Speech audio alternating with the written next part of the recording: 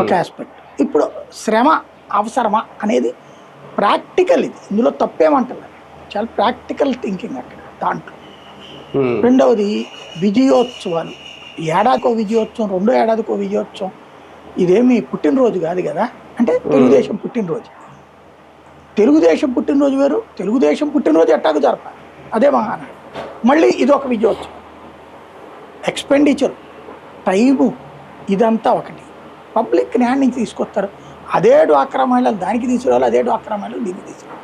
కార్యకర్తలు అందరూ ఏమైనా ఎగబడి వచ్చేస్తారు, పాత రోజుల్లాగా ఉందా పరిస్థితి? జనాలు ఖాళీగా ఉండి పార్టీ సభలకి రావాలనుకోవడం లేదు కదా. ఇక్కడ సమస్య ఎక్కడ వస్తుందయ్యా అంటే, వీళ్ళు కార్యక్రమం పెడతారు. ఇప్పుడు ఇదేమన్నారు, 3 చోట్ల 3 బహిరంగ సభలు అన్నారు కదా. ఒక్క దగ్గర ఎందుకు ఆగింది? ఫస్ట్ తిరుపతిది క్యాన్సిల్, వైజాగ్ అన్నారు, మళ్ళీ వైజాగ్ దాగింది, తిరుపతికి వచ్చింది కదా. తర్వాత వైజాగ్ దీన్ని ఇంకో చోట ఎక్కడ అన్నారు కదా, అమరావతి వైజాగ్ అన్నారు. ఏమైపోయింది? వైజాగ్ కూడా పెడుతున్నాం అన్నారు, మరి ఏమైంది లాస్ట్ మినిట్ లో? అదే అనేది, అది ఇవి ఈనాడు జ్యోతిలోనూ తెలుగుదేశం అనుకూల మీడియాలో ప్రొజెక్ట్ చేస్తున్నారు. అది వాళ్ళని అడిగి చేస్తున్నారో, వీళ్ళు చెప్పిన దాన్ని పాప వాళ్ళు రాస్తున్నారో అర్థం కావట్లేదు, వాళ్ళు చేయాల్సి వస్తుందో అర్థం కావట్లేదు. 3 సభలు పెట్టడం అంటే ఆషామాషీనా? కనీసం 10,000 మందిని